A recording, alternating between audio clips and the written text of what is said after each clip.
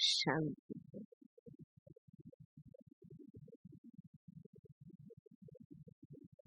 हम सभी अपने वर्तमान जीवन के अनुभवों से और 84 जन्मों का इतिहास जो बाबा ने हमें बताया है, उसके आधार पर एक सत्य तो हम सभी के सामने स्पष्ट हो जाता है कि कोई भी व्यक्ति या वस्तु से अविनाशी प्राप्ति, संपूर्ण प्राप्ति, सर्वश्रेष्ठ प्राप्ति नहीं हो सकती। आखिर हर कोई परमात्मा को ही याद करते हैं,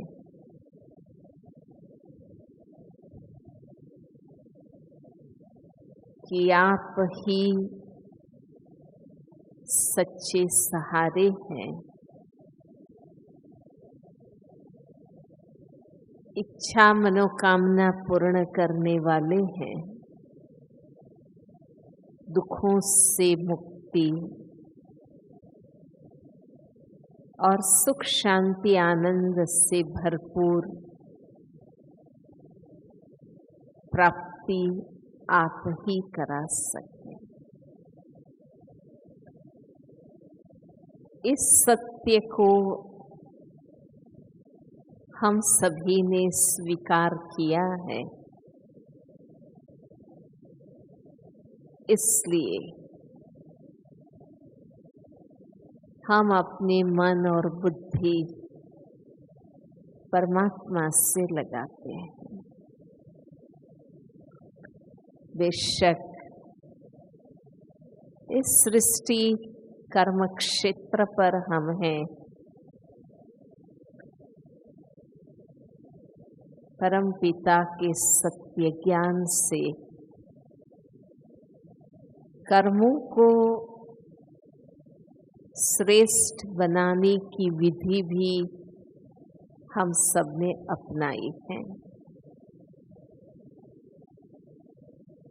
पर जो रूहानी शक्तियां हैं, अलौकिक अनुभूतियां हैं,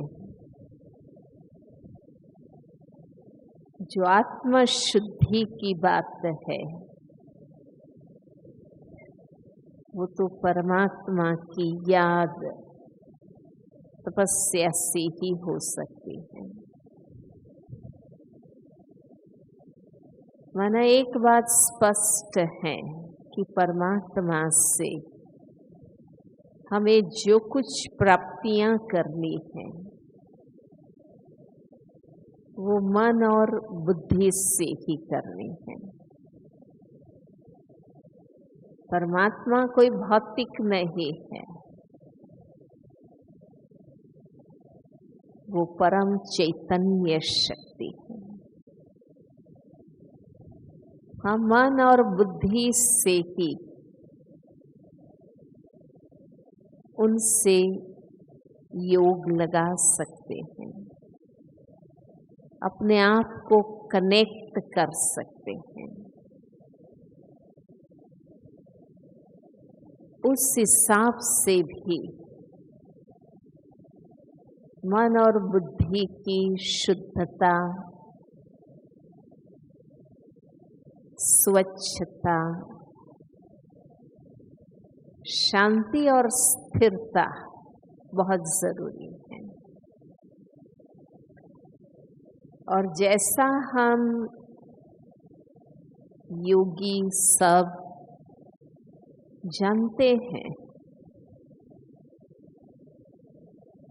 कि हम विश्व कल्याण के लिए भी निमित्त है।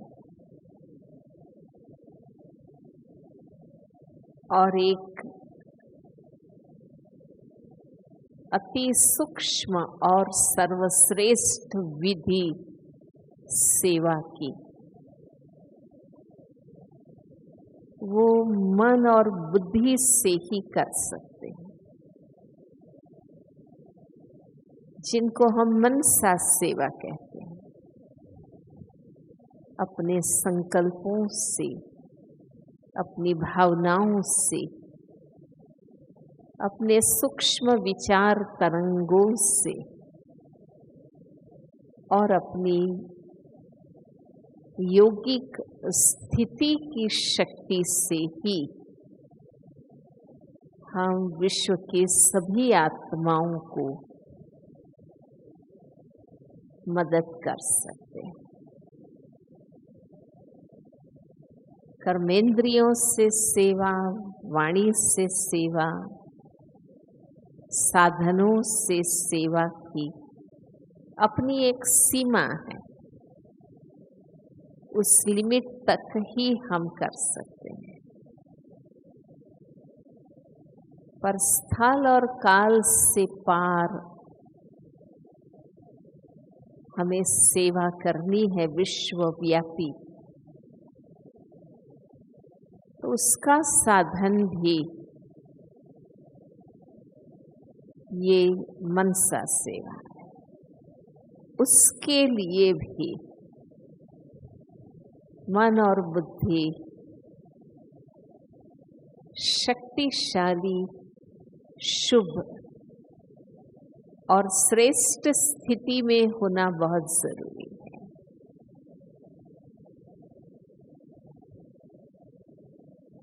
जिसको हम कहते हैं स्वच्छ मन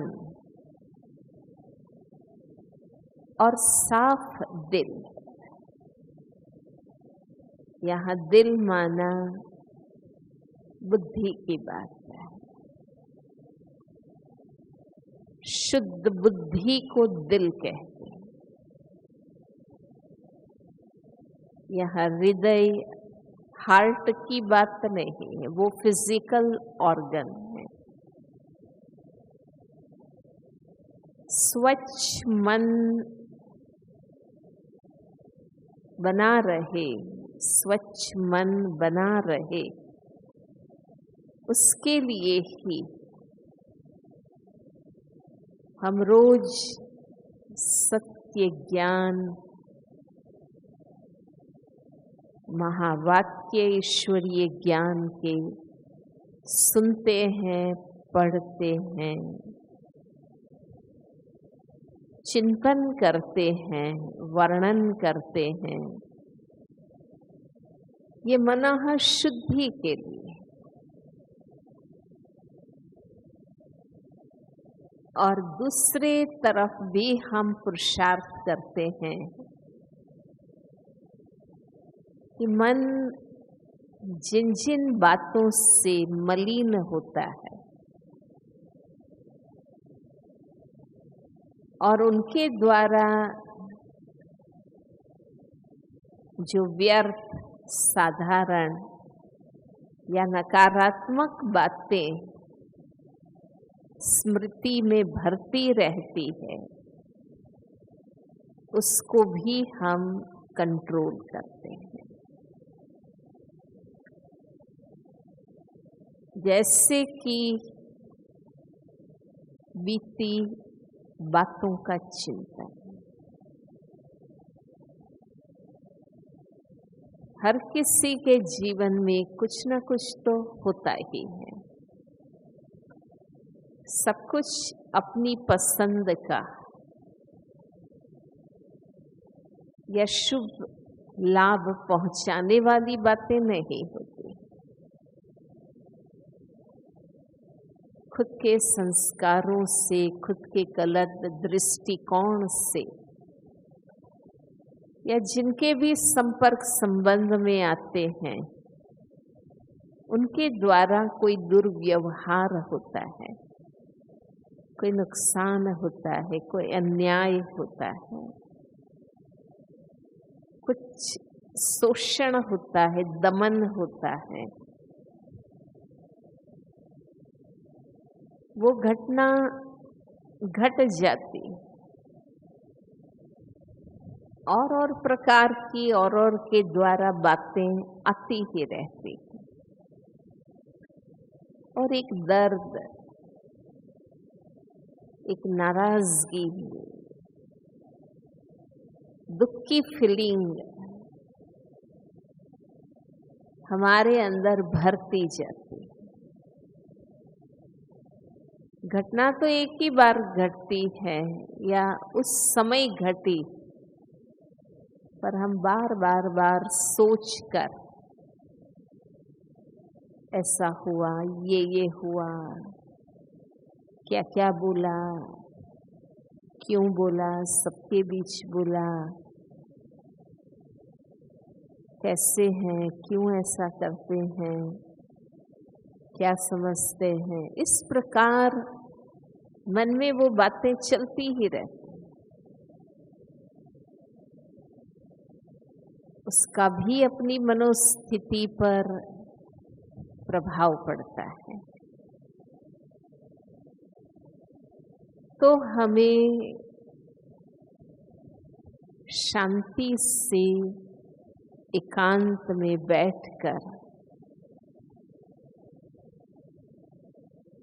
एक बार जिन घटनाओं से हमें दुख मिला है और बार बार वो बातें चिंतन में आती है, हमें उनको अच्छी तरह देखकर समझने की आवश्यकता होती कि ये जो कुछ हुआ उसके पीछे क्या कारण है, हमारे तरफ से क्या कारण। क्योंकि कर्म सिद्धांत कहता है कि बिगर कारण कोई क्रिया नहीं हो सकती। मेरे साथ ही हुआ मीन्स मेरे तरफ से कोई कारण मिला, कोई हिसाब आगे पीछे का, जो ये परिस्थिति मेरे सामने है। अब सिर्फ बार बार वो बातें सोचने से तो कोई फायदा नहीं, तो मुझे क्या करना है, कैसे अपने आप को समझाना है और उससे फुल स्टॉप लगा के अपने आप को मुक्त करना है। खुद की समझ से करिए या जो और सेंसिबल लोग हैं उनकी मदद लें, पर जब तक खुद को बीती बातों पर समझकर समाप्त नहीं करेंगे, वो बार बार मन में आते रहेंगे। इस प्रकार भविष्य की चिंता करने से भी कुछ नहीं होता है। चिंतन करें, भविष्य को उज्जवल सुखमय बनाने के लिए मुझे वर्तमान में क्या करना चाहिए, हम उस पर सुंदर चिंतन करें, प्लानिंग करें और प्रैक्टिकल पुरुषार्थ करते जाएं।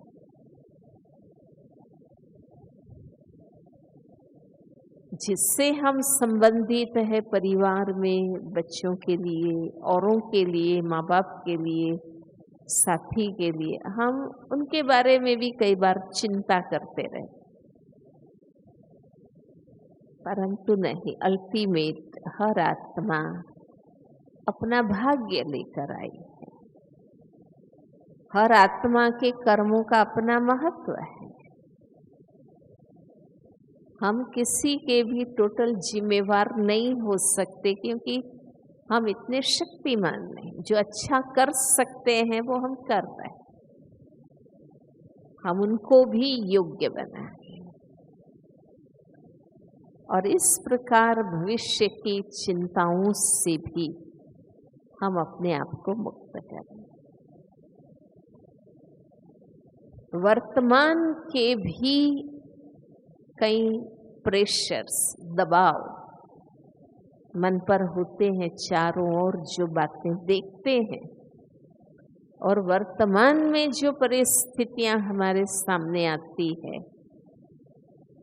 उसका भी मनोस्थिति पर प्रभाव पड़ता है।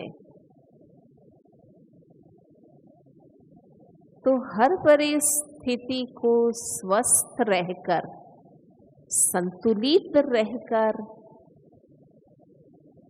न्याय देना, डील करना जरूरी है।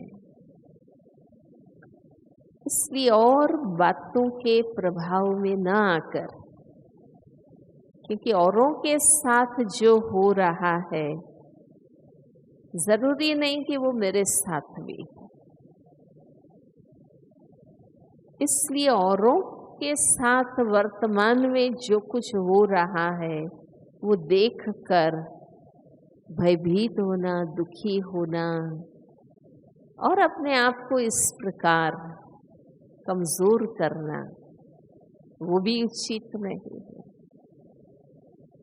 हमें अपने आप को तैयार करना है। हम परिस्थितियों से भाग नहीं सकते। हम अपने आप को समय परिस्थिति अनुसार तैयार करें ताकि वर्तमान की बातें भी हमारे पर प्रभाव न डालें। और इस प्रकार एक और चौथा कारण कि हम अपनी कर्मेंद्रियों से जो कुछ हम इन आँखों से देखते हैं, पढ़ते हैं, सुनते हैं, उसका भी हमारे स्मृति में संचय होता है और मन पर प्रभाव पड़ता है। हाँ, अनावश्यक न देखें, पर हम आंखें बंद करके जी भी नहीं सकते हैं। जो आवश्यक है, कंसर्न है, वो हम देखें। बाकी बातों से साक्षी होते जाएं, न्यारे होते जाएं, अपने आप में व्यस्त होते जाएं। इस प्रकार सुनने में भी हम परहेज रखें।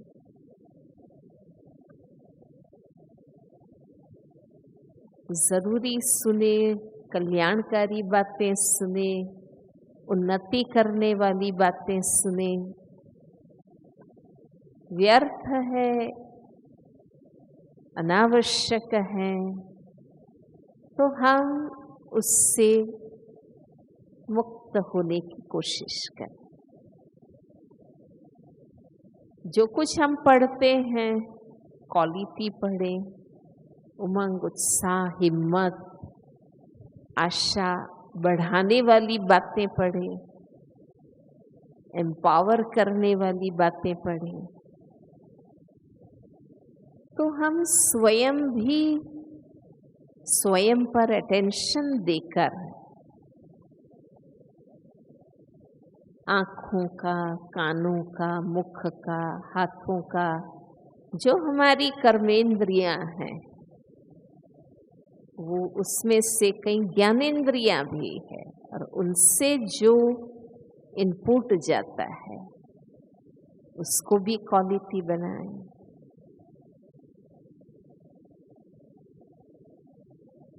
और योग अभ्यास, परमात्मा से मन बुद्धि जोड़ना, सत्य ज्ञान के मनन चिंतन में रहना, तो इससे हम अपने मन को काफी हद तक स्वच्छ रख सकते हैं। और इसी प्रकार बुद्धि का मिसयूज करते हैं, रॉन्ग यूज करते हैं। जैसे कि कोई कुटिलता में उपयोग करना, छल कपट में उपयोग करना, कोई प्रपंच करना और आत्माओं से धोखा देना, गलत करना, ठगी करना। इस प्रकार बुद्धि का नेगेटिव पोजीशनिंग हम करते जाते हैं।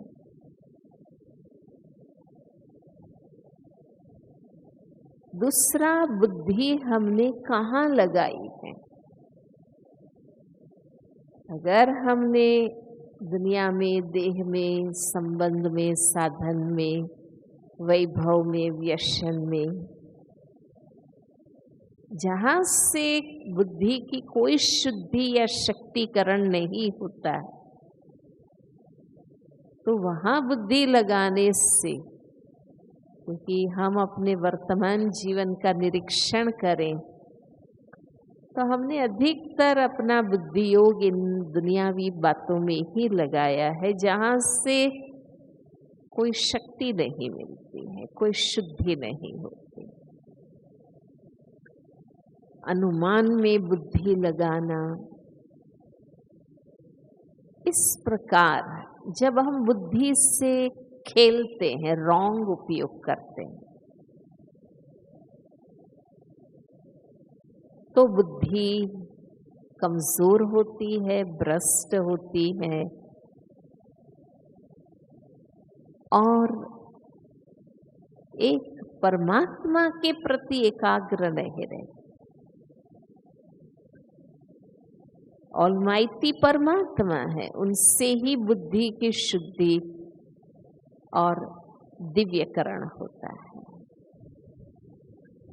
और जितना परमात्मा परम है, सत्य है, पावन है, कल्याणकारी है, रहमदिल है, परोपकारी है, प्रेम के सागर है, दाता है, दया के सागर है,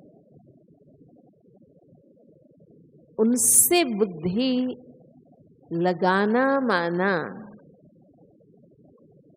हमें भी उनके जैसा ही मन बुद्धि का उपयोग करना।